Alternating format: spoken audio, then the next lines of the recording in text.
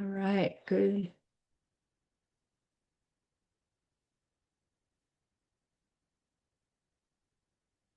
All right, welcome back.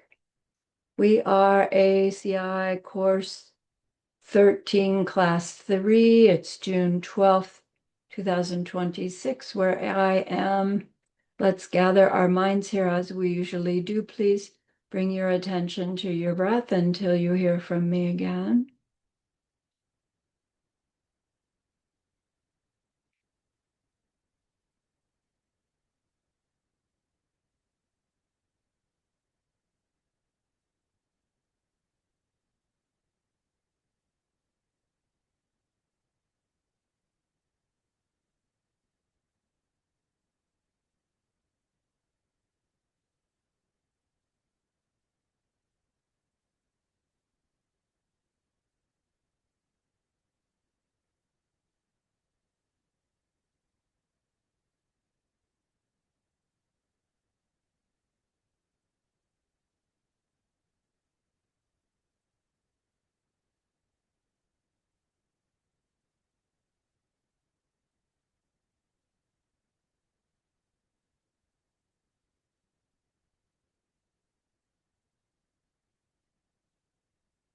Now bring to mind that being who for you is a manifestation of ultimate love, ultimate compassion, ultimate wisdom, and see them there with you. They are gazing at you with their unconditional love for you, smiling at you with their holy great compassion, their wisdom radiating from them, that beautiful golden glow encompassing you in its light.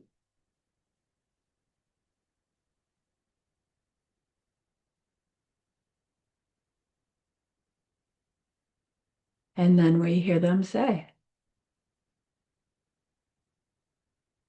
bring to mind someone you know who's hurting in some way.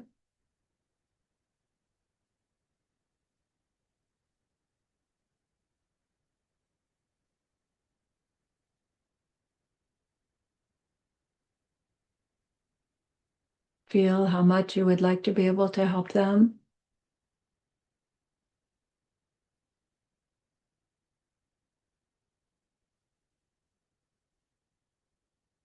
Recognize how the worldly ways we try to help fall short.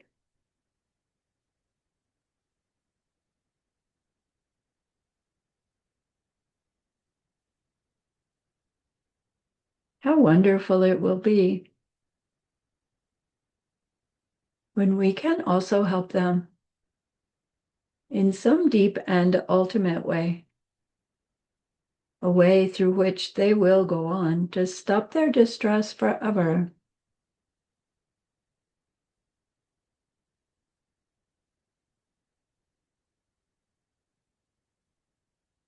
Deep down, we know this is possible.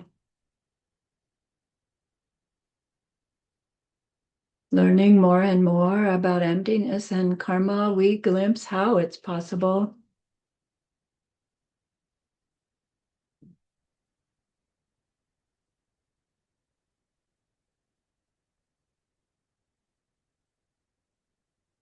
And so I invite you to grow that wish into a longing.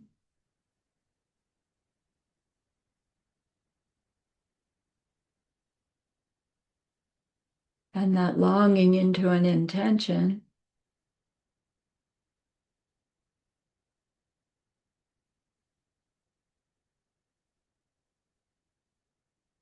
And with that intention, we turn our minds back to our precious holy being. We know that they know what we need to know, what we need to learn yet, what we need to do yet, to become one who can help this other in this deep and ultimate way. And so we ask them, please, please, please, teach me that, show me that.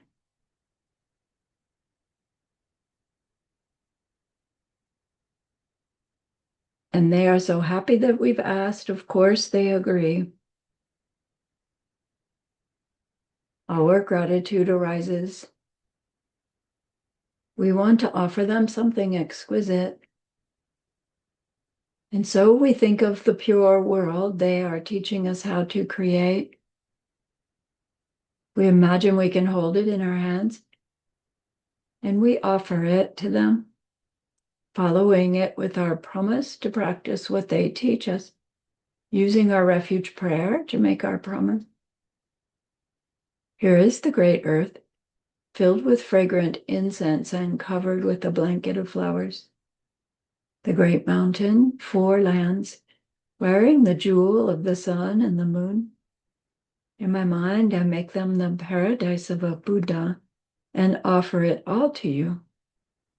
By this deed, may every living being experience the pure world. Idam Guru Ratna Mandala Kam Niryatayami. I go for refuge until I am enlightened to the Buddha, the Dharma, and the highest community.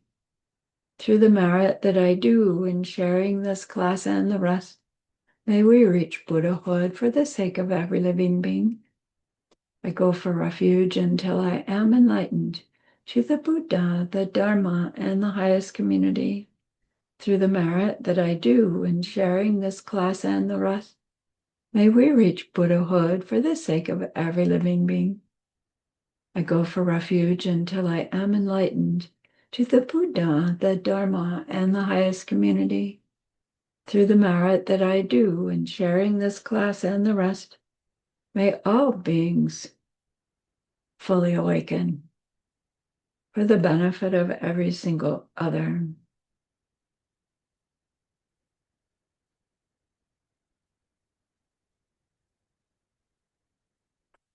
All right. Last class, I made the case for doing our quiz debate style. And I'm not going to do that this morning because I did it last night and it took so long. I didn't finish class the way I wanted to finish class, so I will do it next time. So I'll just do quiz the old-fashioned way. So your quiz asked for the definition of an existing thing.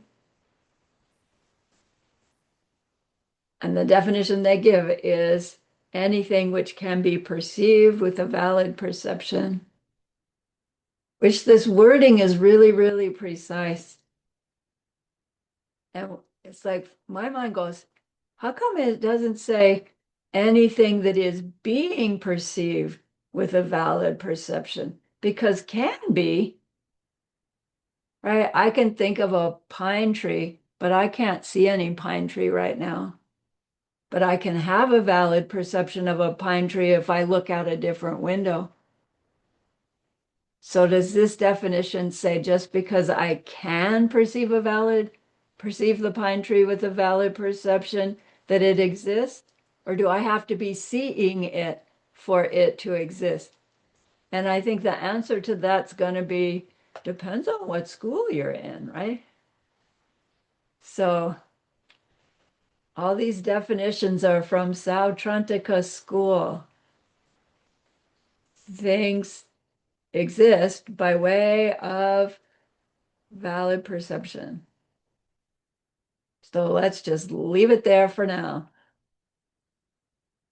An existing thing is that which can be perceived with valid perception. Then what kinds of things would those be? Oh, all knowable things. What do you mean by all knowable things? Where do we start? Let's divide them in some way so that we can consider all these existing things. So for the purposes of that class and moving forward, we divided them into existing things which are not changing moment by moment and existing things which are changing moment by moment. Takpa, not changing moment by moment, and me takpa, not not changing moment by moment.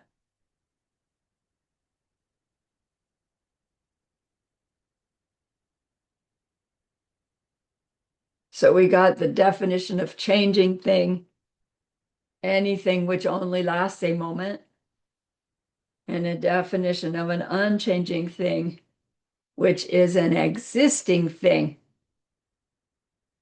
which is not such that it only lasts a moment. And again, the wording is precise for reasons we'll see later. And then your quiz asks for examples of each. And I hope those examples made you think a little bit. An example of existing things which are not such that they're changing moment by moment is empty space, as in the place things occupy, and emptiness. But they didn't say the emptiness of the existing thing, they just said emptiness. And then the example for a anything which only lasts a moment is a water pitcher. And it's like, wait a minute. When I think water pitcher, I think flower vase. I have a flower vase that belonged to my mother. So that means it's older than you are. So hasn't it lasted more than a moment?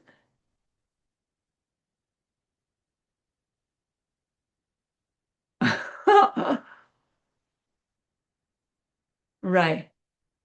So then your quiz asked in that category of existing things which are only lasting a moment, we can divide them into like three categories. One is physical things, the other is mental things, and the other was that third category, which is, they called them active, but meaning changing things that aren't all physical and they aren't all mental. So we need a different category for them called Denmin Duje. And you are asked for examples of each of those, or the definition and the example. The definition of a physical thing, anything that you can show as a physical thing. All right, my mother's water or flower vase. But that's not the example. The example is heat or red. And it's like, wait a minute, a physical thing. My pen is a physical thing. My glasses are physical things. But it's like, okay, heat is in the realm of my physical world. And it is something that I can only have help somebody experience in order to define it for them. But if I said name a material thing, name a physical thing, would you go, oh, heat? No, we'd say car, horse, tree. So again, it's like, why are they doing that? There's reasons. Then mental thing, this one still throws me. Anything which is both invisible and aware. And the examples are happiness, wisdom. You could go on with a nice long list. Joy, anger, jealousy. And it's like, wait a minute. Yes, happiness is invisible. But is this thing happiness aware? Don't I think I'm the aware one and I'm aware of being happy? But somehow that happy is the example of the existing mental thing, which is a thing which is both clear and aware. Then we have that third category of things that they don't fit in the physical world and they are not clear and aware, but there still are things we validly experience, like the example person, meaning like when we give a name to a person, when we identify a person specifically, we have a name for them, Sarani. But your identity of a person could be, oh, my neighbor. And your identity of a person could also be, oh, the neighbor's dog, right? It's not meaning just their noun name, but the identity through which we e experience them, I guess. The person, the the personness. So not just limited to a human, but to anything we experience.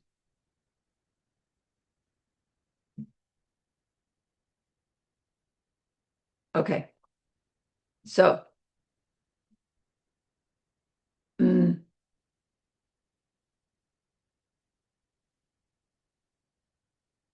Geshe-la offered this class, third class,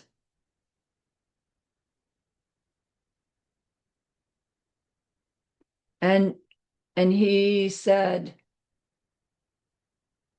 the goal of these classes, specifically logic, but all of the ACI and going further, uh, is to become a being who, wherever you are sitting, you are helping every living being in the entire universe perfectly without any conscious thought to do so.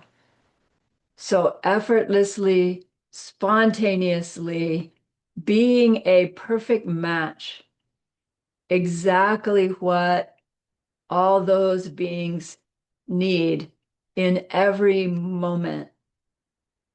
It's called Flundruk, the perfect match. I'll show you the word in a minute. That's what it is to be a Buddha. I like to say that's what it is to be Buddha. Because when I say a Buddha, my mind all of a sudden thinks of some self-existent being sitting in a garden somewhere, radiating light. And maybe that's what it'll look like to me or to you, but it's a very limited view of what we mean by to be fully awakened, fully enlightened. So it helps my mind to use the word Buddha without saying a Buddha. Maybe that'll help you as well. So to be Buddha is to spontaneously, effortlessly be what every being needs. Like when I heard that described that way first, it was like, ah, oh my gosh, oh my gosh, oh my gosh. That's what I've been wanting, and I didn't even know that that's what I want. And now it drives me nuts that that's not my perception. So to do that, to become Buddha, we must remove all of our mental afflictions forever, right? Reaching that state called nirvana. And to do that, we need to have that direct perception of ultimate reality. If we haven't had it yet, we need it for the first time. And then we'll do it again and again and again. Not often at first, but becoming more and more frequent through our career until we don't go in and out of it.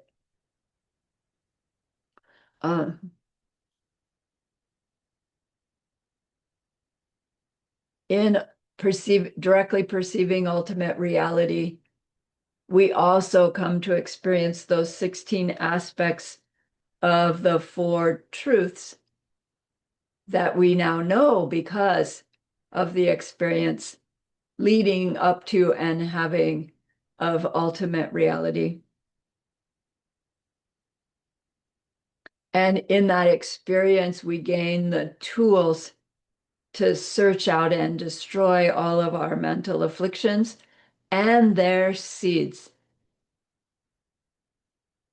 So to do that, meaning to reach the direct perception of emptiness, we need to first reach that realization called Chucho, the supreme object. This is the experience of perceiving directly and so perfectly understanding what is dependent origination. Technically, what it is to be dependent origination. Dependent origination refers to Geshe-la calls it lower reality, but meaning deceptive reality, our ordinary being reality, which is deceptive in the sense that we believe it, all those things and myself, to have their own identities and qualities in them, but they don't. So it's deceptive reality, but we don't know it's deceptive. And that's the problem. So to come to have the experience dependent origination is to come to experience that reality in its deception for the first time. It's not the first time we are experiencing deceptive reality because we've been experiencing deceptive reality every instant since forever, but we haven't known it before. So that chuchuk is the first experience of, uh-oh, the true way that reality exists, which reveals the deception finally. It's the seeing the seeds ripen experience.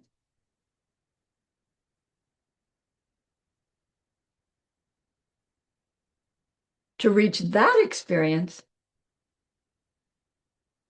we study emptiness intellectually over and over and over. We take teachings on it. We read about it. We grapple with it ourselves. We contemplate, we meditate. And we use what we are trying to learn to choose our behaviors a little differently. In the process, serving others, serving our teachers. In that study of emptiness, it will include coming to understand how mental images work, meaning how they get imprinted, and not so much the mechanism of how they get ripened, but the fact of their ripening and how to recognize things in that way. Understanding how mental images work brings us to understand how lower reality works. And that's what brings on that direct perception of chucho. And hot on the heels of Chuchok comes the direct perception of how nothing exists in any other way than that, which is our direct perception of emptiness. And coming out of that experience and what happens in the hours afterwards, we finally are eligible to remove all our mental afflictions and reach nirvana, from which we can reach our total Buddhahood in not too long after that. Typically, this process of freeing ourselves from all mental afflictions and then reaching Buddhahood takes 7 lifetimes from the first direct perception of emptiness. And 7 lifetimes, if you do the math, it's around 500 years, which is a drop in the bucket compared to the infinite time that we are existing beings. So apparently, coming out of all of this experience and recognizing, oh, only 500 years left is not like, oh man, 500 years left. It's like, wow, that's like tomorrow. And right, you're on your way. Once we are on that conveyor belt, you can't get off of it, even if you wanted to. You can't unknow what you know.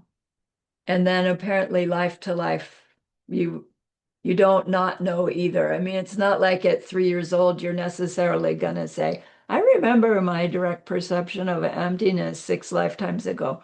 But you're right, your being knows, and it won't be long before the process repeats itself in that lifetime and you're on your way again. But you can't get off that conveyor belt. And then you can just sit on it, right? Or you can walk on it, or you can run on it. That's up to the practitioner. So this whole study, this whole process, um, it it takes it takes a whole lot of accumulated kindness in order to ripen the seeds for a class like this one in particular, this one and the next one. Um,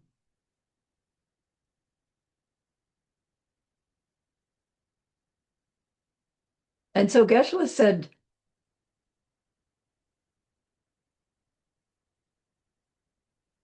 uh, to get the most out of this particular class,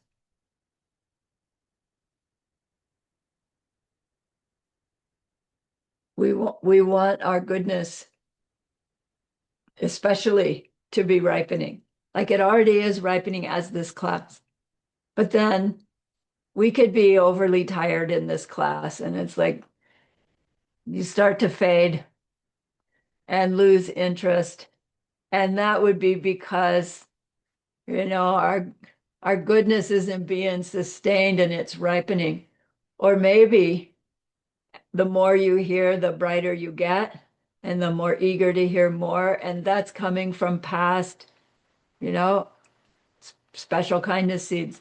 And maybe with every word, you've got goosebumps, and it's like, wow, seeds are popping your understanding. And that's ripening of levels of kindness that are even greater.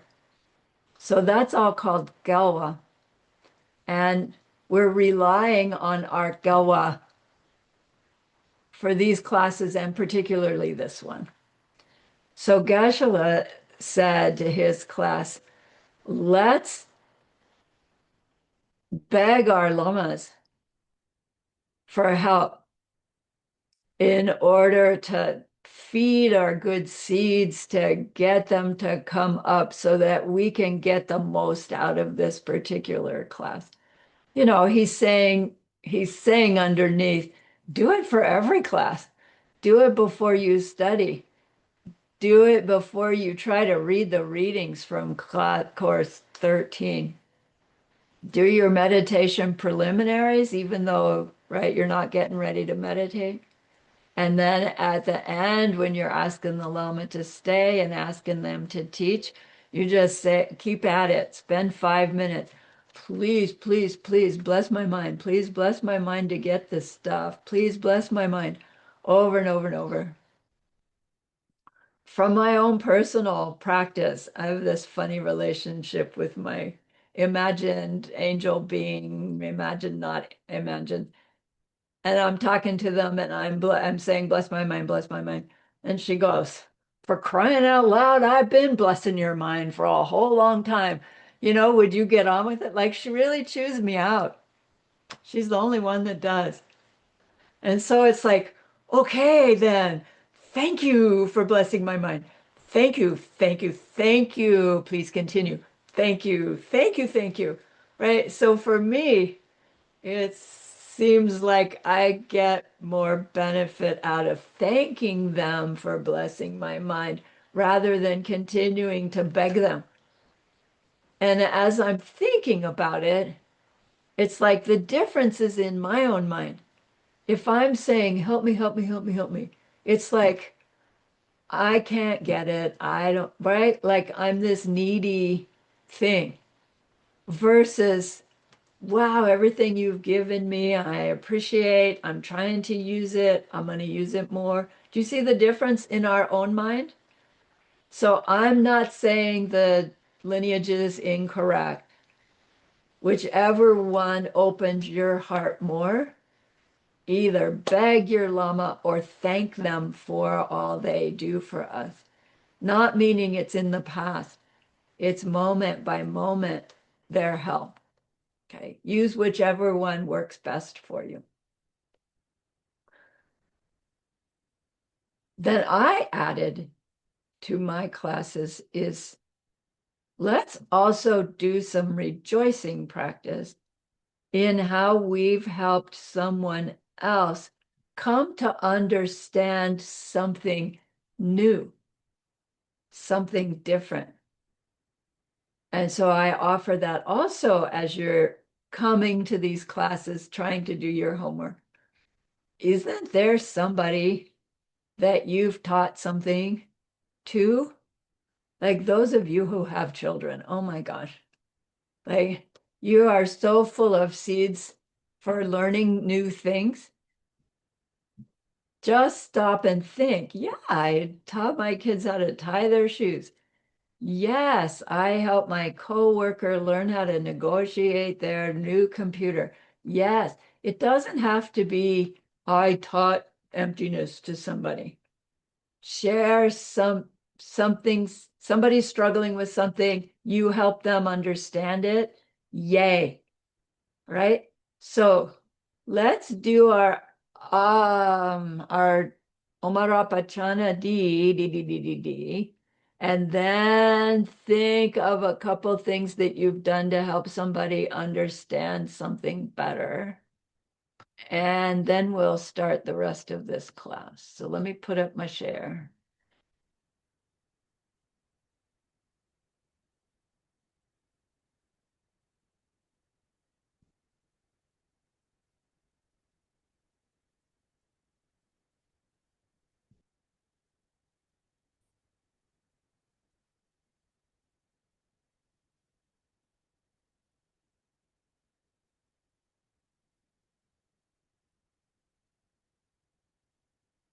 Fingers.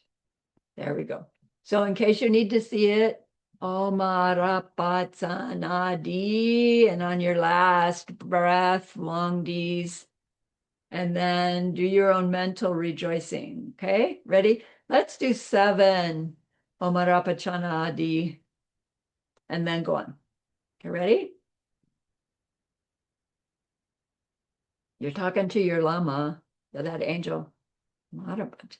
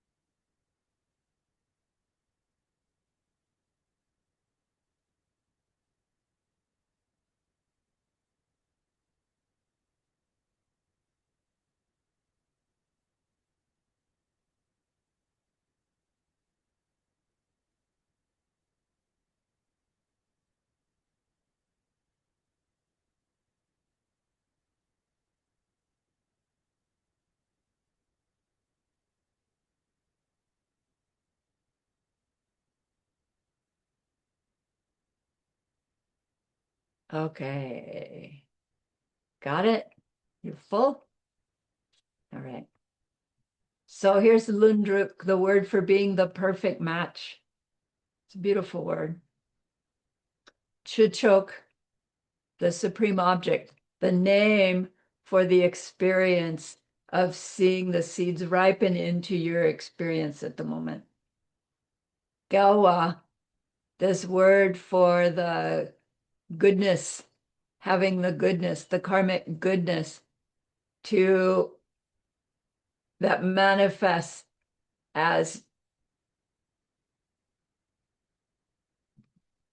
good things, this eagerness to experience class. All right, so this class, the topic of this class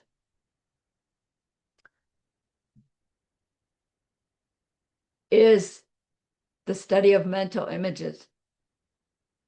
The topic is called Chedrak. This word Chedrak, I see the word and I say it Chedrak, and that's incorrect. When we hear Geshe-la say it, it's so clearly Chedak, as if it's, let me see, let's do it this way.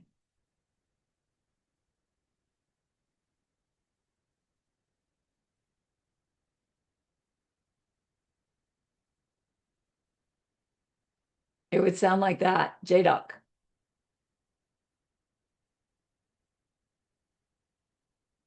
And I don't know how it comes out like that, but Jadak. Chi Jadak. Mm.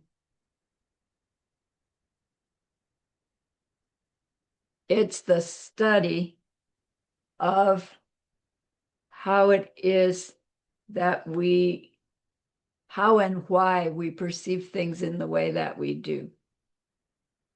And it's really the essence of Buddhist logic is to be able to think through things to come up with this understanding.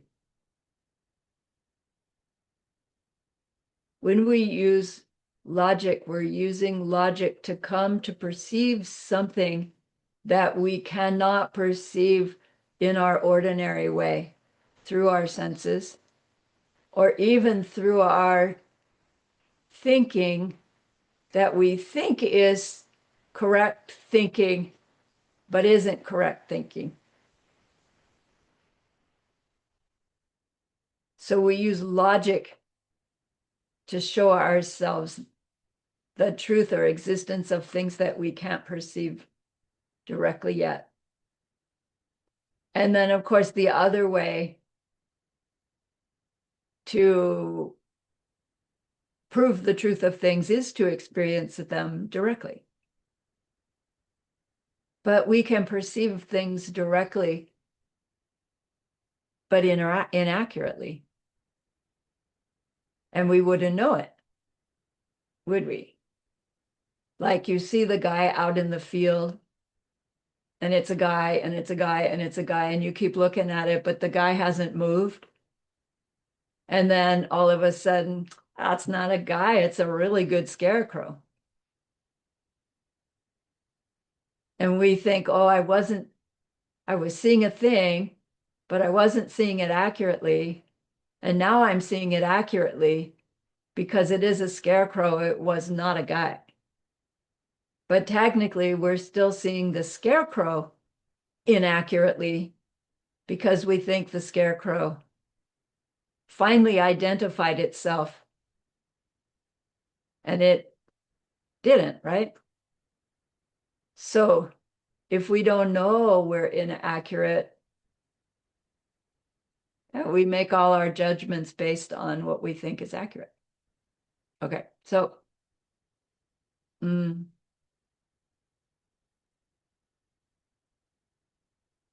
Master Dharmakirti's text, he covers both perceiving things through logic and perceiving things directly. And he goes into also this difference between accurately directly and not inaccurately directly. And his important theme is about coming to understand these mental images which show us dependent origination. And that is what it is to come to understand the nature of perception. And as we understand the nature of perception, we understand the nature of me and my parts, by which is meant me and my world. So we tend to think when we hear me and my parts, my hands, my feet, my nose, my hair, my glasses, me and my parts. But technically, me and my parts includes me and everything I experience. Right? So it even goes beyond me and my things, the things that belong to me, versus the things that don't belong to me.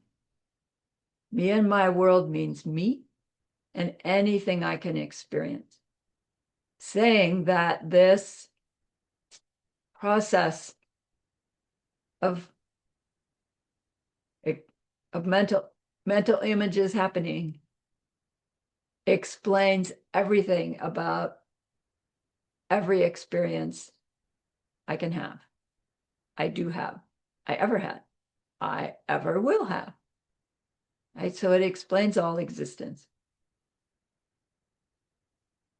which would then explain suffering existence versus not suffering existence. And we can see how then it's, right, opens the doorway to where we want to go.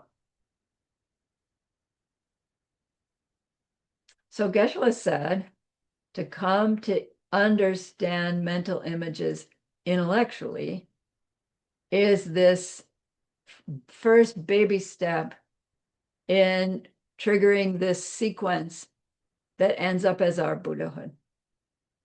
So he says, tonight's class is a pretty important class, so pay attention. Do you remember ACI Course 6, Diamond Cutter class? Course 6, Class 6. Such a crucial class that, many of us wore out the audio tape listening to that class over and over and over again until it broke. This ACI 13 Class 3 is similar in power. And then also remember the context of it first being taught in New York City in whatever year that was. The students had never heard this before. And those students knew Geshe Michael as a new Geshe, first American Geshe, but they did not know him as Arya. Right? So put yourself in the context. It's gonna be the explanation of seeing the pot on the stove. I know you've heard it multiple times, but I'm asking you to put yourself in the shoes of one of those early students in New York City hearing this for the first time. Because when we hear something we've heard before, our habit is, yeah, I know. And then we miss something. So try to open up, hear it new, hear it fresh. That's what we just asked the lamas to help us do.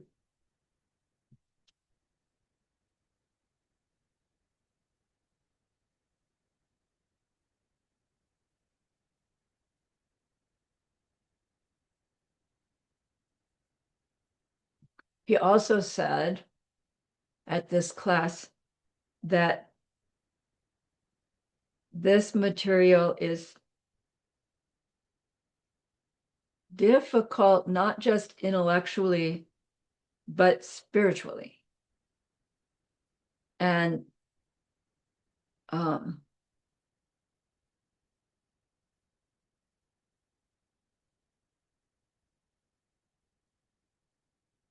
to he wants us to work with it. And so he gave this class in an intentional way, leaving some things vague or some things like, wait, what does that mean? He did that on purpose. And my like inclination is, let me help clarify that. And for this particular class, I'm not going to do that. I'm going to resist. I'm going to deliver a part of this class as verbatim as when he gave it the first time as I can. And there, it will leave you with like, what? And that's intended because the whole thing with logic is to crack through our thinking we understand something when we first hear the words. Right? So give yourself permission to be confused, eagerly confused. All right. All right. So let's go.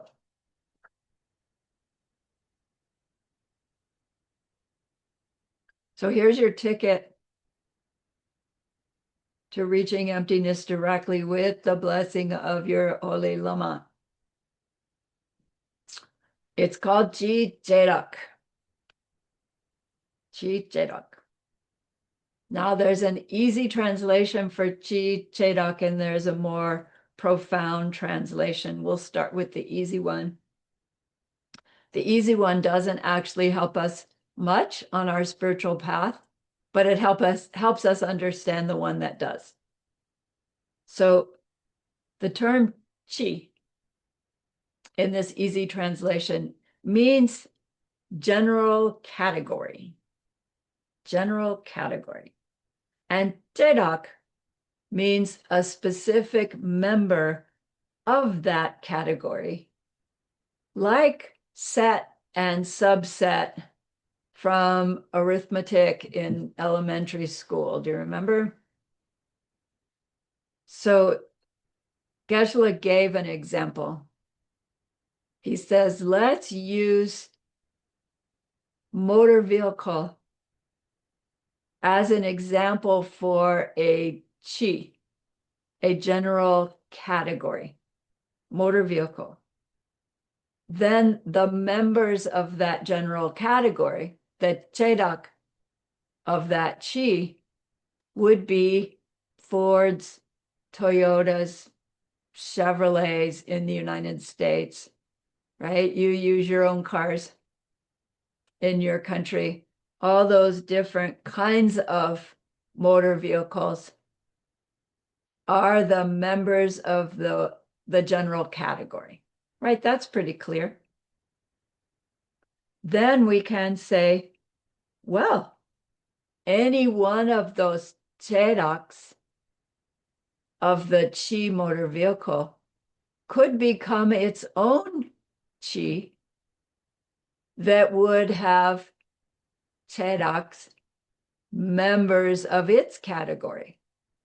So you could say, all right, let's take Toyota as the general category. And then we'd say, oh, Toyota Pre-Runner, Toyota Camry, Toyota, I can't remember the rest of them. Or we could say old Toyotas, new Toyotas, or we could say red Toyotas, blue Toyotas to be Dr. Seussish. Any way that we found individuals that could be found within the category. The individuals are the jedoks of the chi. And then you could take any one of those jedoks, all old Toyotas, as the general category and find different members of it. So, right, pretty easy to understand. Chi jedok, the general category, and then the specific members of it. A general test for whether something is a chi for a chedak, a general category for a specific member, is what happens if you remove or wipe out the chi? What if somehow you didn't know the general category motor vehicle? What would happen to all the chedaks if you didn't know motor vehicle? Could you know Toyota, Chevrolet, Ford? No. If all motor vehicles were taken out of existence, would there be any Fords, Toyotas, Chevrolets left? No. But if you remove any given chedak, does that remove the chi? No, you can take away all Fords and you still have the category motor vehicles. Technically, you could even remove all the motor vehicle, all the chedaks, and you could still have the idea motor vehicle, just not have any specific members. But if you remove motor vehicle, it doesn't matter if Ford, Chevys, Toyotas are still sitting in the parking lot. If nobody knew motor vehicle, we'd look at those things and go, what is that stuff? Do you see? So chi, the general category, and the specific things that are in that category.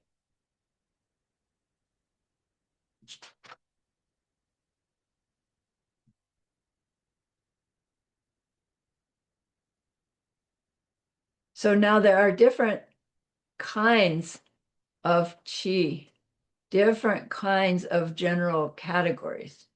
Obviously, there are lots of kinds of general categories, or I should say lots of general categories. And then they can be, those themselves can be grouped in certain ways. The scripture says two of all these ways of all these different kinds of general categories, two of these are only nominally chi. So what does it mean to be nominally chi? Generally, when we say nominally, well, it means in name only.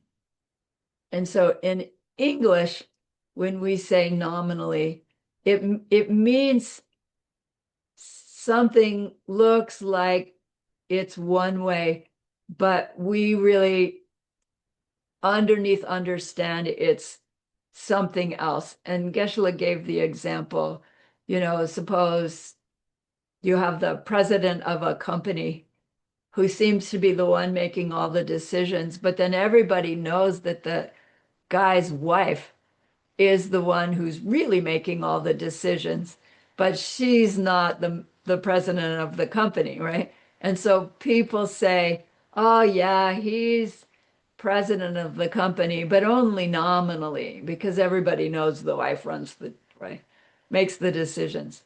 And so it's a little bit nominally implies we all agree this, but we know something different. But here they're using the term nominally in the sense that we're using the words that mean one thing, but we're using them in a different way to be nominal. And the example Geshe-la gave was that term natural nirvana, that Rangshen Yangde. We heard it before.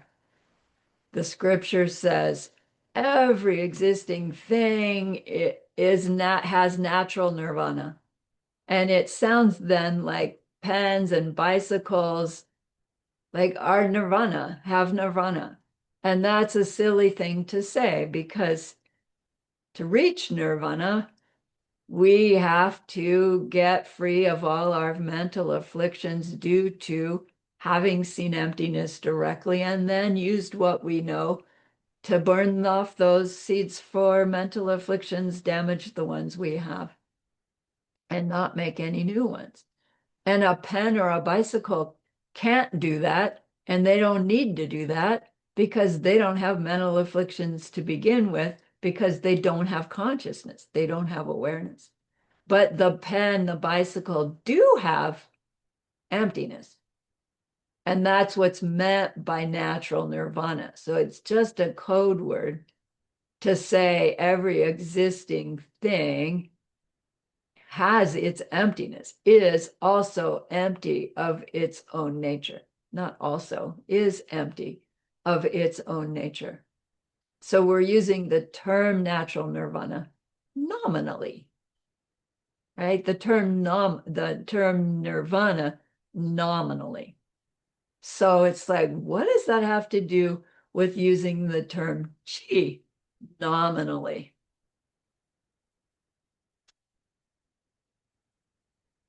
So scripture says, nominally, we can divide chi into three types: rik chi, dun chi, and sok chi. And in the type of chi called dun chi, there's a subcategory of it called drachi, right? So we're a couple minutes before our break time, but let's take it now because it's a good place.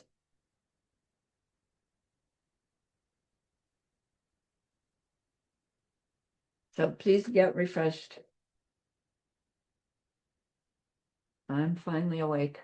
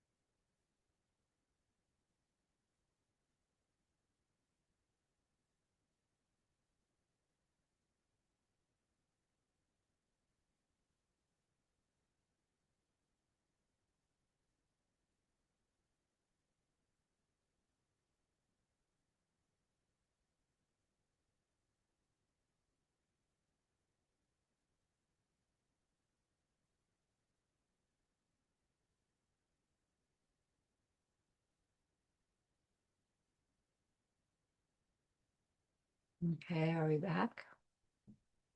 Roxana, are you there?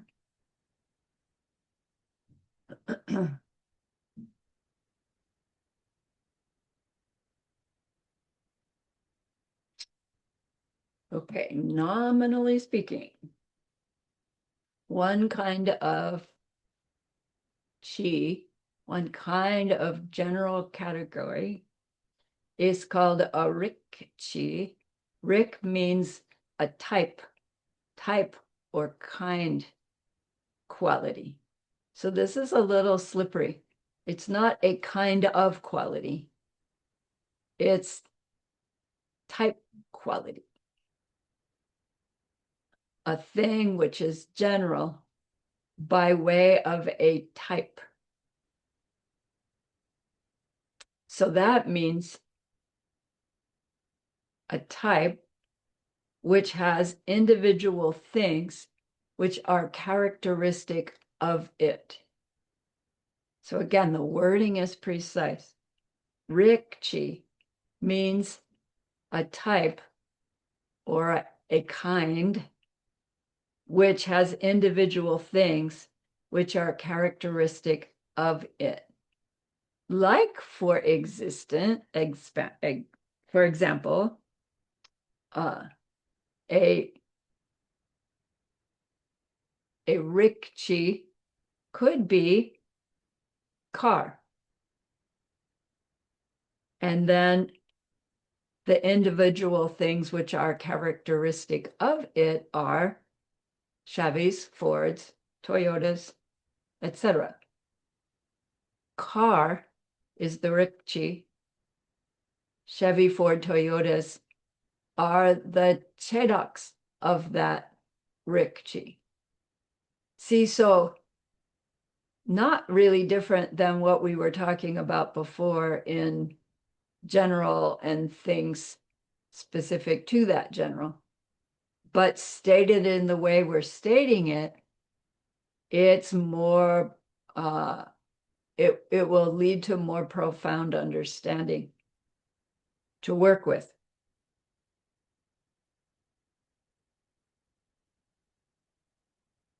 So car is the rikshi, not a car, but car. And then the Chedoks, Ford, Chevys, Toyotas. Then again, we could say, well, let's make Chevy be the rikshi. Now, Chevy is the type general, and its individual things which are characteristic of it would be whatever different kind of Chevys there are. I don't know. I don't know my Chevys, but the different types. Let's just call old Chevy, new Chevy, blue Chevy, green Chevy. So the definition of rikchi is that existing thing which subsumes the multiple things which are of its type. That existing thing which subsumes the multiple things which are of its type. So Geshe-la says we can designate that idea by saying, let's call the rikchi karnes, the general quality which subsumes these things which are characteristic of it, we call karnes. We had a class earlier this week, we were talking about awareness, consciousness. Like, what does adding the word ness mean? And it's giving this connotation of the essence of something, which is feels non-specific, but the essence of something, you can't get any more specific in something's identity than its essence, but you can't ever quite get to it. So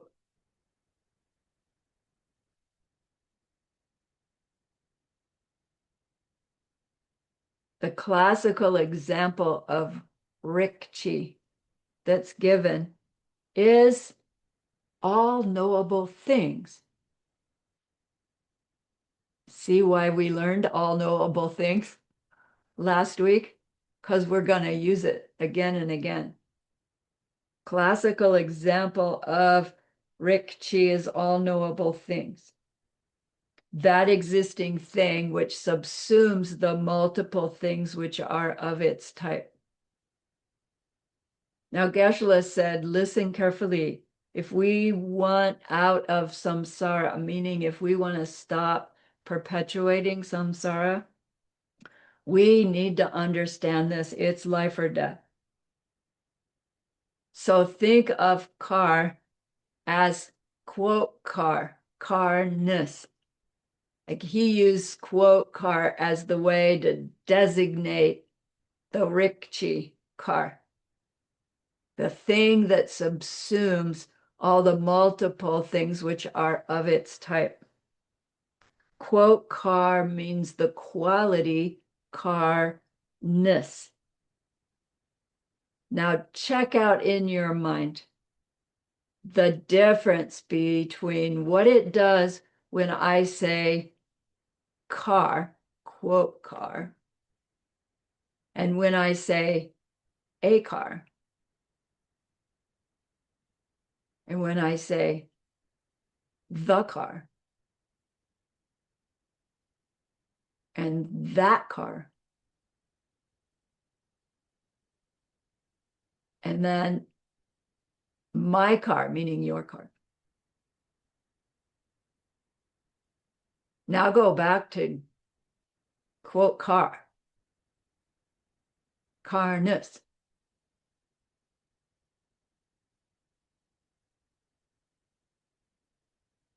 Car is not the same as the car, is it?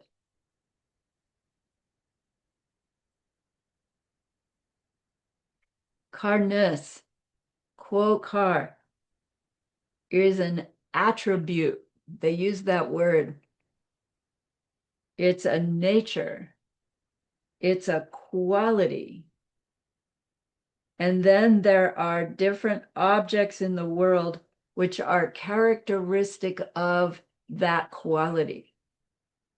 Not meaning a characteristic of it. Right? A characteristic of a car is that it is blue or old, that it has wheels, that it has a steering wheel. Those are its characteristics. That's not how we're using the word.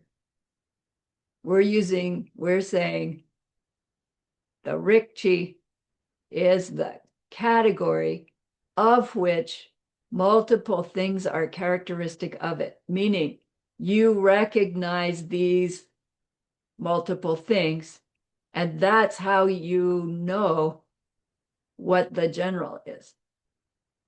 But then you can reverse it the other way. You have to know the general in order to recognize those things as characteristic of it, don't we? If you don't know what motor vehicle means, couldn't you be standing right in front of a Toyota truck and not know what it is? And it's hard. It's like, no, it's a truck. You can know it's not Toyota, but you're going to know it's a truck. But not if you don't know motor vehicle, because trucks are characteristic of motor vehicles. And if you don't know motor vehicle, you can't know truck, even if you know the word. Do you see? All right. So those things characteristic of the rikchi, like our Chevys, Fords, Toyotas, these possess that nature. They are characteristic of motor vehicle. So the terminology is specific. Quality and things characteristic of it, not a quality's characteristics. So the way in which our reality is occurring is very closely related to this question of carness, motor vehicle-ness. What is that? The reason we perceive our reality the way we do and what we're doing wrong, he says, and so why we suffer is directly related to understanding carness. Quote, car, this thing, quality, car. It's subtle. And our understanding of that process leads us to the understanding of dependent origination, meaning really the realization of dependent origination, which means it's direct perception, which then triggers our direct perception of ultimate reality, emptiness.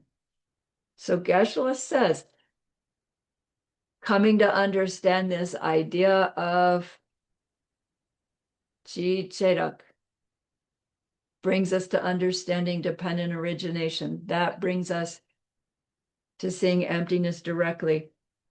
That brings us to seeing our future enlightenment directly, knowing how many lifetimes it'll take us to get there, knowing what we'll do, what we have to do, knowing our circumstances, knowing we've met Buddha directly, knowing we are superior to how we've ever been before.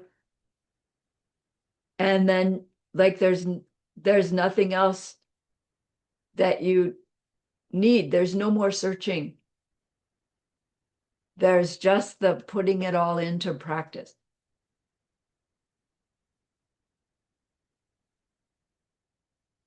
You will have seen the contents of all the scripture. You know they are true. You know the truth of the four Arya truths. There are 16 aspects. And it all comes from working on coming to understand this carness thing. Right now, you can do it. It doesn't have to be with cars. I did a retreat staring at a tree through the window. And I used tree, a tree, that tree, my tree, your tree, right? You can use anything.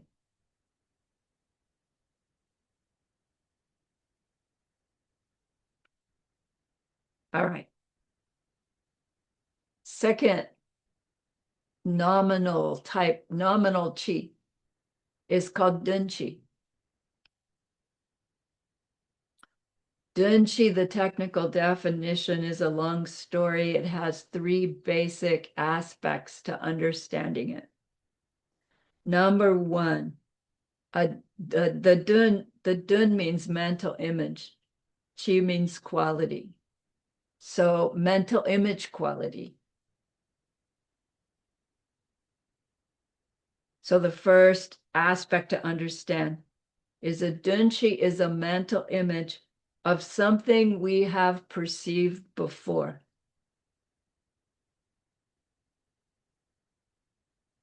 So think of your refrigerator. Some kind of mental image pops up in your mind, whether it's visual or the idea, whatever. But it's a specific refrigerator. You're not experiencing it directly right now, I don't think. You're sitting in your kitchen.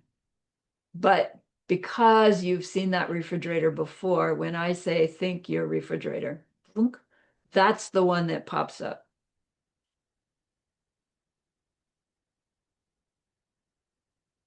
That refrigerator in your mind is a dunchi. A mental image of something that you've perceived before. As a bit of an aside that seems pretty important to me, there's a version of dunchi called drachi. Drachi is different because drachi is a mental image that we have of something that we've only heard about, but not directly experienced. Geshe-la's example was, suppose you've never been to Paris, so you've never personally experienced the Eiffel Tower but you've heard of the Eiffel Tower. You know, maybe we've seen a postcard or read about it, we've seen pictures, but we've never personally experienced it. And then if I say, oh, think of the Eiffel Tower, a mental image pops up in our mind of the Eiffel Tower, but it's a drachi, not a dunchi. Because what pops up is something different than what would pop up if we had experienced it ourselves before.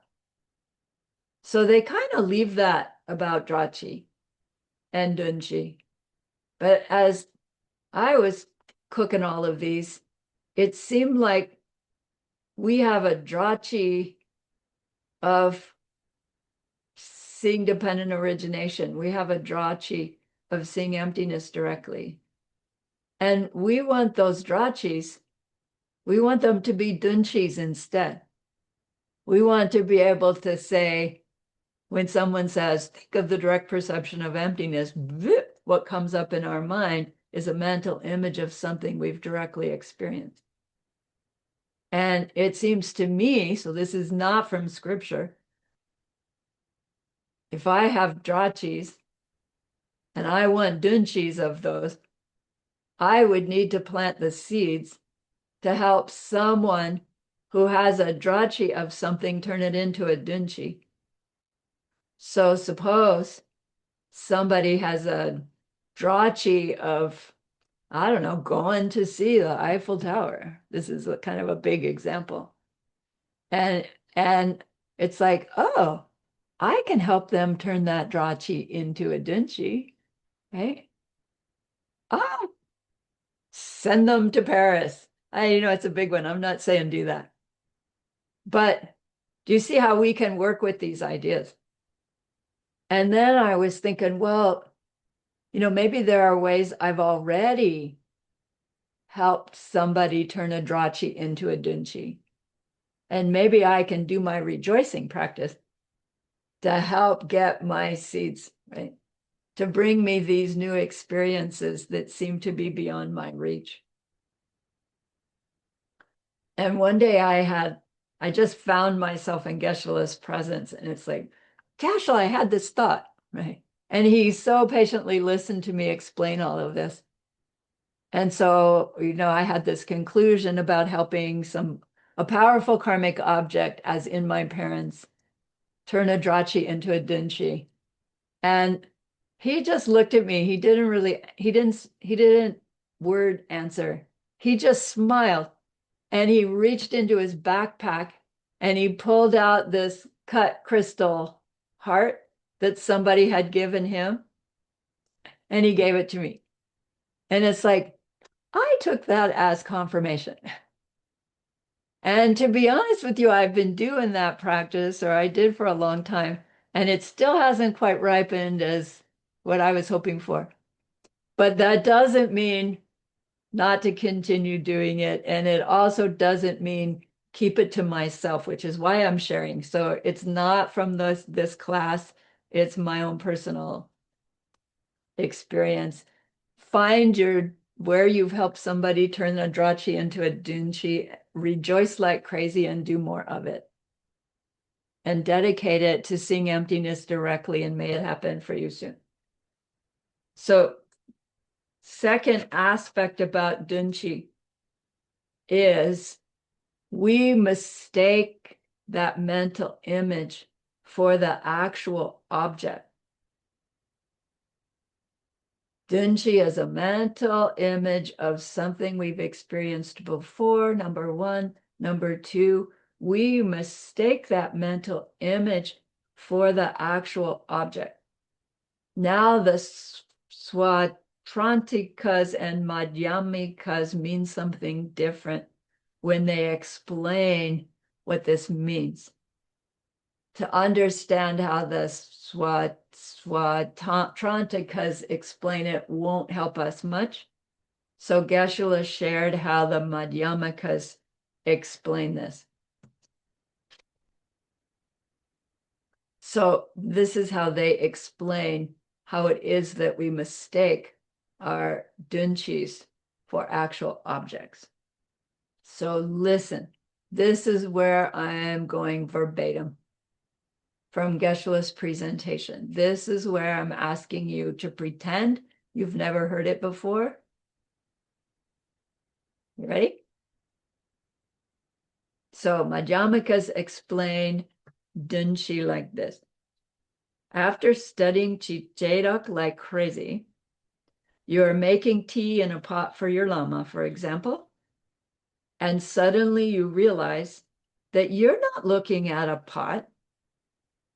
You are looking at a mental picture of a pot, because all there is a circle of silver, a black long thing, other clues or indicators that your eyes can see. Your eye cannot see a pot of water. It can only see colors and shapes. And then your mind, under the influence of, ruled and dictated by your past karma, organizes that data into a certain object. Your mind fills in the blanks and creates a dunchi of a pot. You are actually staring mentally at an image of a pot in your mind, and you mistake that for a pot, when all you are actually getting is some sense data. A roach on the stove getting the same sensory data input because of its karma would interpret that data as life-threatening hell realm with a burning hot floor. Validly so. It's no more a pot than a hell realm floor. The roach would also be mistaking his mental image of a mountain of burning hot as an external object. He is also looking at a dunchi and not a real object, and that's what makes him a roach. He is a roach because of the collective impressions that his karma is forcing him to have about the same sense data that you are getting. Your karma is forcing you to organize things into dunchis that are much more comfortable normally. This is what makes you a human. Your karma is the human realm. There is no self-existent human realm independent of the dunchis that force you to interpret the same sense data as human realm. This is what makes tantric enlightenment possible. We simply change our karma so that we see the data around us as nectar of the gods. Dunchis are running our world. They make everything possible. Every single mental or physical event in our world is a dunchi, and we are mistaking them for some outer object. When we do this, we can like and dislike, and then we get into trouble. Only when we think of an object as being out there, as not depending on our own dunchis that we have created, can we dislike or like someone in the wrong way and collect negative karma by having these negative emotions. if we really saw that everything we experience is our own fault, meaning our own creation by way of our own past deeds, every jerk we ever met is just something we are maintaining, we wouldn't get mad at anyone. We would just be sad that we hadn't kept our vows and so have this lousy karma. When we change our karma, we get freed from our bad karma and reach nirvana because we came to understand the emptiness of our world. To understand emptiness, we must investigate the intimate relationship between a rikchi, a type quality, and a dunchi, a mental image quality, the relationship between karnas, the rikchi, and the mental image in our mind when we think of a car. It will liberate us to see the connection.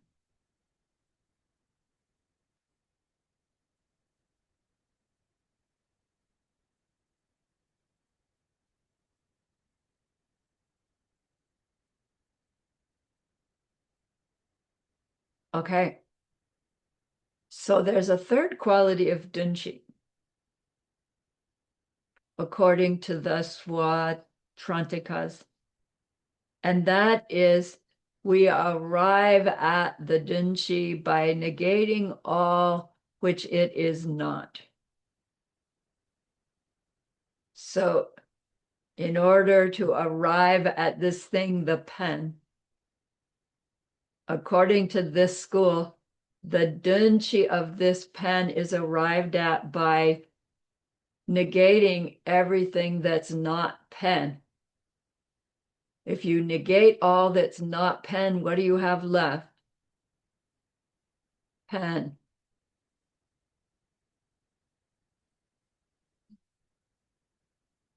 So they say this mental image we have of pen is an exercise of canceling everything the pen is not, which leaves the pen.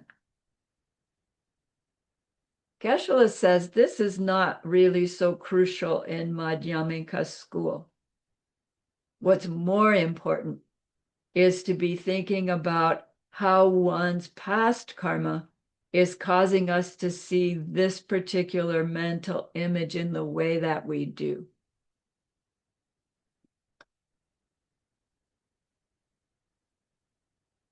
So I was working with all of this a lot through the years, and I thought, how do I describe this difference in perceiving things of thinking we just have a mental image versus the mental image that's arrived at by negating all that's not, just to help myself work with it. Geshe-la says it's more important to think karmically than this, but I found this really useful moving forward to think this through. Ordinarily, we think when we experience something, we're experiencing like this. There's the thing, right? And we experience this little heart.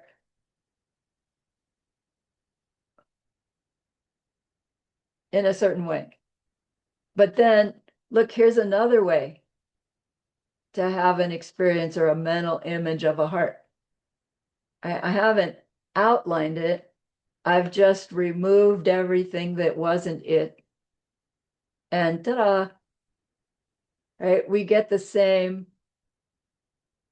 idea, but it's not the same experience, is it? Maybe same meaning, but different experience. But then let's take it just a little bit further. And that is, what if this like black stuff was filled in? Like in this way that is just like nothing specific. And then there's all this nothing specific, and then something happens in our mind, and suddenly, oh my gosh, I see a heart in that. Right? Can you see it? Right? All right. That's because last night I took the squiggle and it's like, oh, here it is. But you could take this squiggle and go, oh my gosh, I see a tree, like a palm tree. And oh my gosh, I don't know, I see a foot without toes. So it's like this also is something I like to work with, trying to figure out this thing about my mind making the mental images that become my experience. Is there nothing out there first?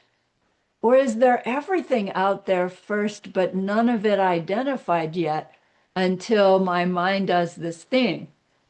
And then when my mind is forced to do this thing, does it wipe stuff out? Does it put something on? Does it remove stuff? Or does it just identify something that was non-specific? So I don't know which one it is. Depends on the school you're in is the answer, of course. And then the more important question is whichever one you find yourself doing, why? What's making me do it that way? Okay.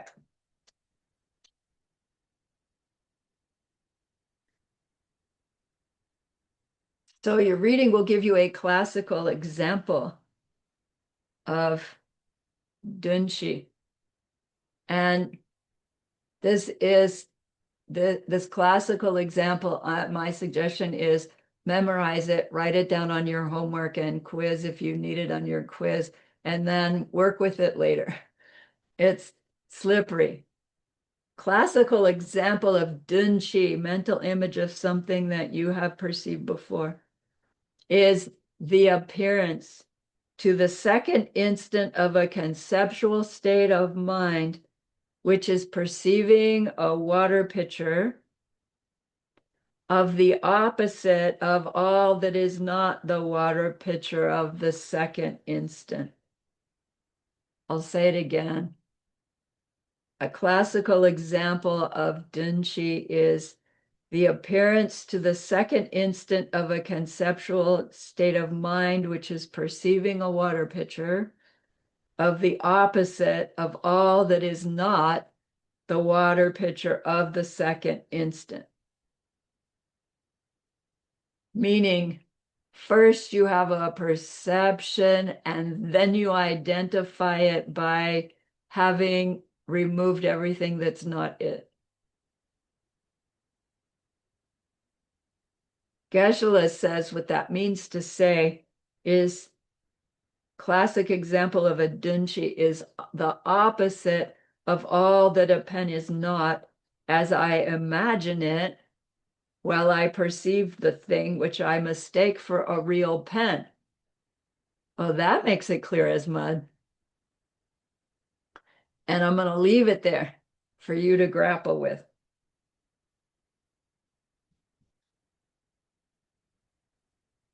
So lastly about dunshis, there's a part in the reading where it says, oh, look, dunshis are false because everything is dak me. I didn't write that. Dak me.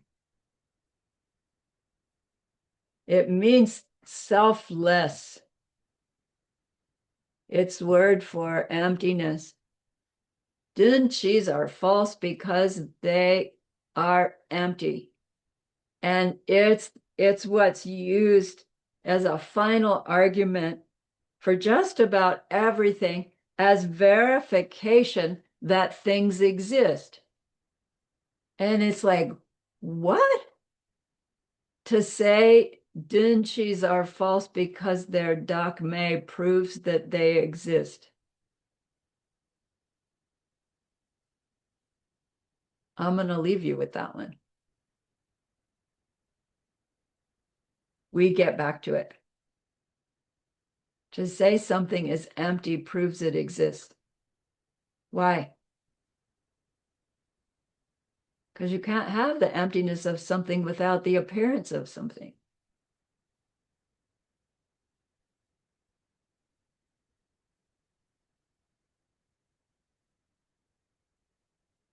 So Geshe says, what is it in our minds that allows us to look at parts of an object, organize those parts, and then understand that those parts make up a larger object? What is it in our minds that allows us to differentiate carness, a car, the car, that car? What's the difference between all of those? The punchline is past karma is forcing us to organize the data in the way that we do. And that's why Buddhahood is possible. That's why tantric enlightenment is possible even in this lifetime. We have to make the merit to do it, however. All right, there's a third kind of chi called sok chi. Here. Sok means a group or a collection or a gathering. Chi means quality. So a physical collections of parts, quality. A general insofar as a collection of parts is the definition. The classical example that they give is water pitcher, boompa. It's a collection of parts. Its belly, its handle, its spout. Abhidharma school says all things that are composed of molecules are sokchi.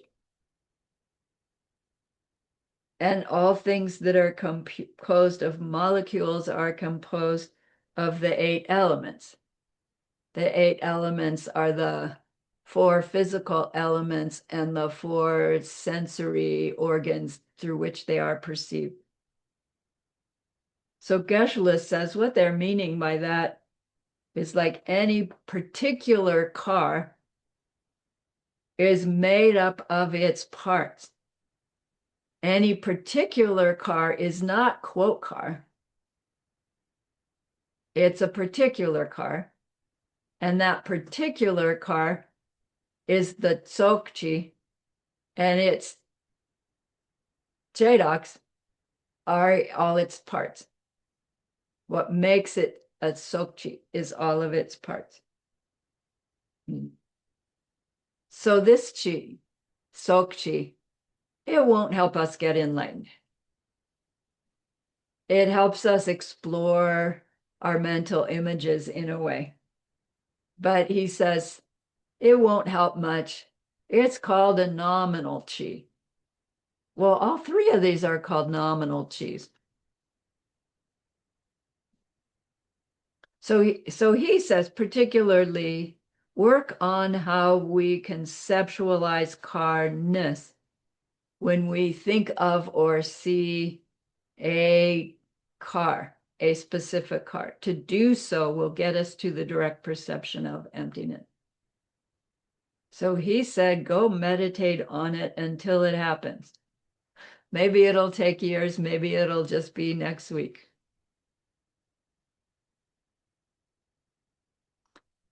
All right.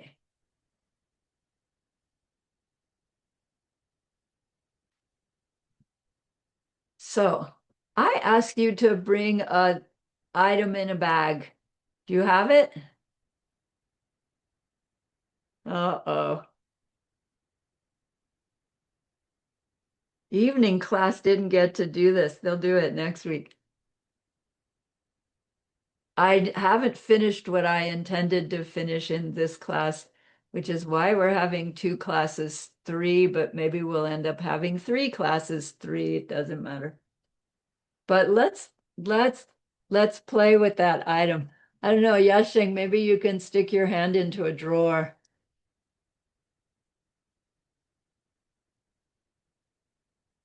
Okay, but don't do it yet.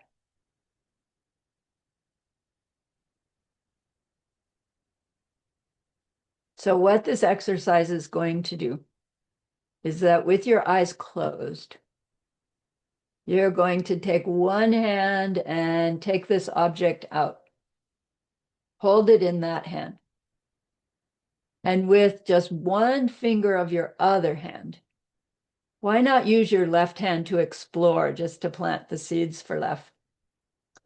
I want you to slowly, slowly, slowly touch that object, watching what your mind is doing. Now, our habit is to be in a rush to identify the thing. That's not the point. The point is to watch what your mind's doing with the information it's getting. All you're getting is tactile information. But watch what's happening in your mind. And then something will happen. And once you get there, just stop and think about the experience. And then at some point when I see everybody is there or almost there, I'll stop and we'll talk about it. Okay? So slowly, not in a rush, watching what your mind is doing. Okay? All right, so get your object in your hand, explore it.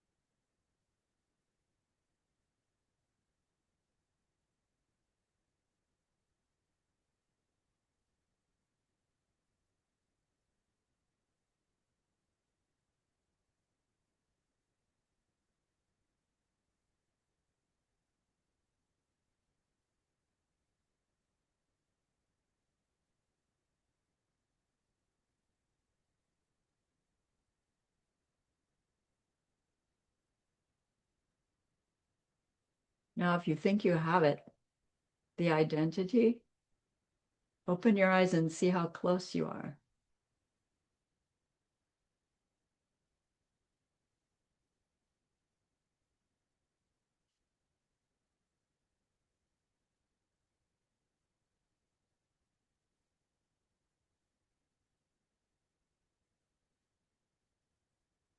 Is everybody done? So what happened? Yes, Chris. It seems like I got the chi, but not the jedvak. You know, I got the category of thing, but not the color and the shape. And Yeah, but good. I knew kind of what it was, but I didn't know Okay. the specific which one. Okay. Good. Anybody else?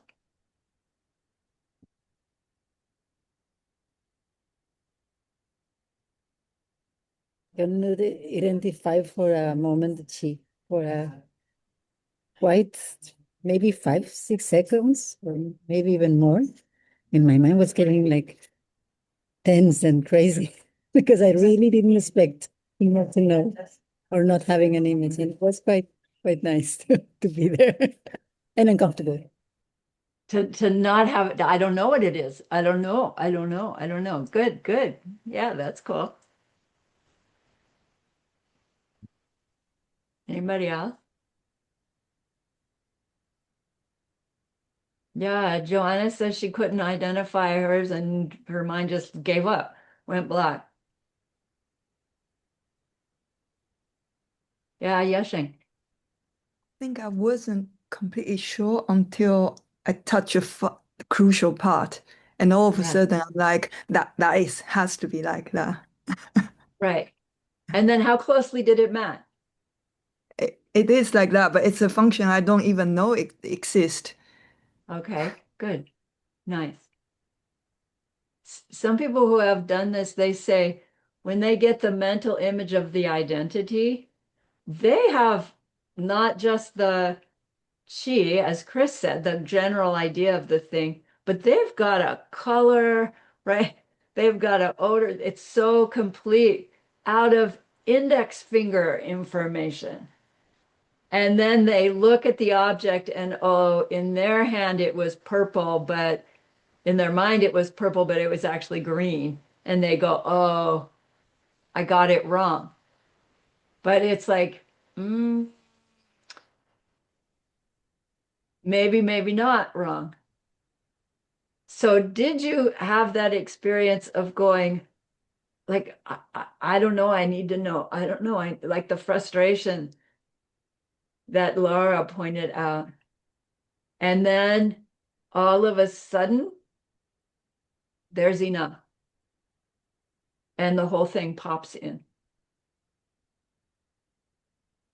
And then with what pops in, as Chris pointed out, it's the category. And with the category is what it is, what it does, what I can use it for. If we had sat there long enough, convinced of what we had identified, we would have a whole story about that object before we even open our eyes to check it. Now, the problem is we open our eyes and check it, and then we automatically think what's in our hand now is more real than the one we identified in our mind. But that's also something to explore. There's the general category, and then the thing that's specific to it. At what point, how much of the object is giving the specific information? No, how much is the object holding the specific information? And how much is our mind giving the general? We think my mind holds the general, it holds the specific. And depending on what school we're in, we hold to that. You could then do a similar mental exercise about that object, about its specific characteristics. Is the color of it coming from it? If so, everybody would have to perceive the color the same way. Wait, if the color was in it, from it, I should have been able to pick up the color with my index finger because I wouldn't be limited by my index finger in my perception of it if the object was giving the information. Do you see our mind goes, no, no, that can't be. You can only feel with index fingers. And so you can't feel even if the object says it's green. You couldn't feel that with your finger. But logically, if the object says it's green, independent of my experience of the object, then I should be able to know green by touching it, or not even need to touch it to know it's green. Right? Yeah, Yes, Chris. there's the whole thing between, I mean, this, okay, looking up the question from ACI 12, which is, we begin to wonder whether the raw data itself is also a concept imposed by its own parts. That is, we begin to draw the distinction between the emptiness of us, which could be the chi, and the emptiness of our parts, which is the chedrak. Right. So it seems like what I need to ponder is that it's like the eye data, the raw data, like you're saying, you look at it and then you go, oh, it's blue. And the touch, so it's like there's stages of our perception where it's bouncing back and forth between different things. But that's what I always say. Why does the roach see the same raw data as I do if it's coming from my thing? Well, did I make the roach? Or, I mean, it's like, Right. Right. No, that's exactly where to go with this. So in the context of giving a class, we have to say that we start with something there that we are perceiving, because you have to start somewhere. And in order to make this point that the pot isn't there, but the information is unique to my mind, he uses the roach, which is another being within our sphere of experience, but who experiences a world completely different than ours. But there's some kind of this going on between us and the animal world. We think they're experiencing what I'm experiencing when we know they're not, but we still believe so. So we use that belief to start with. And so he has to say the same raw data, but it's not the same, right? We would automatically go, wait a minute, that's not the same raw data. But we do see a roach come up against a pot on a stove, right? You know what a roach would do. So it does appear to us that they are perceiving something there in the same place that we're perceiving something. It does appear that way. We don't really know what the roach is seeing.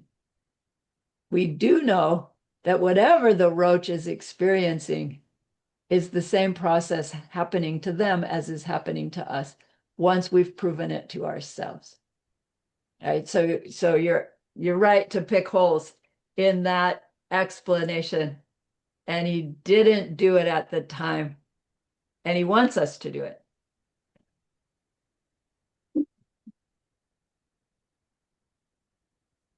Okay. So we've just talked about the three kinds of things that are chi, things that are general categories.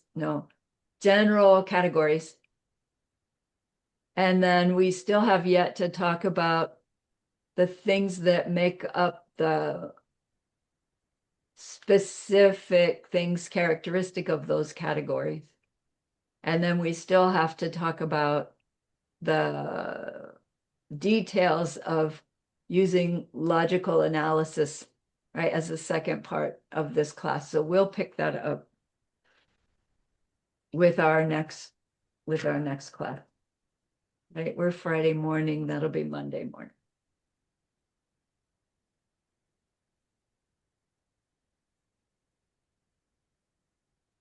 So you cannot finish your homework 3, clearly. Please do the questions you can do so that you don't put it off.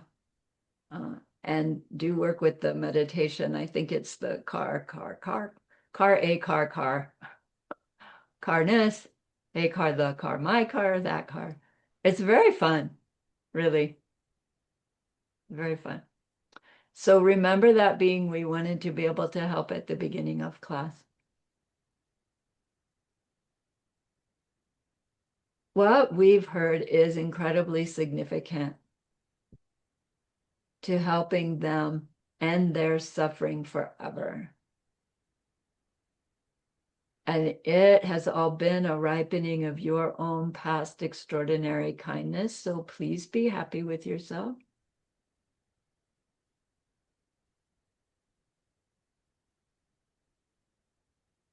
And think of this goodness like a beautiful glowing gemstone you can hold in your hands. Recall your own precious holy being. See how happy they are with you.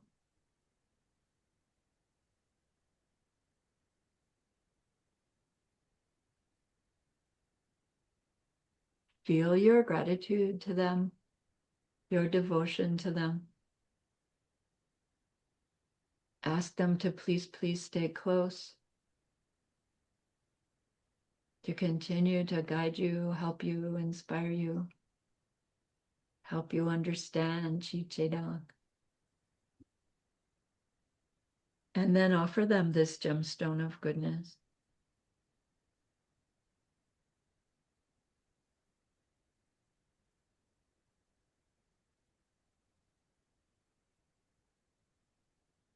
See them accept it and bless it. And they carry it with them right back into your heart.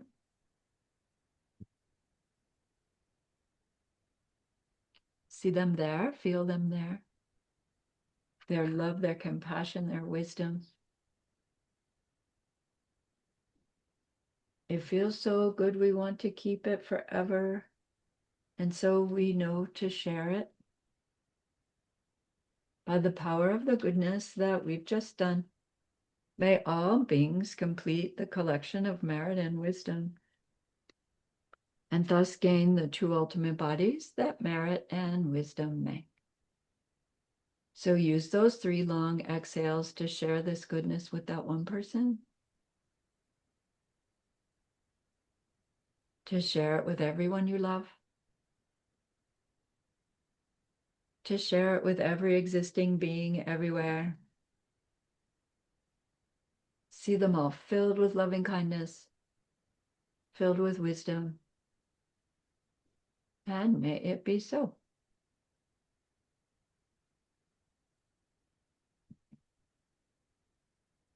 All right. Thank you for the opportunity to share. Thank you, Roxana, for translating. Stopping recording.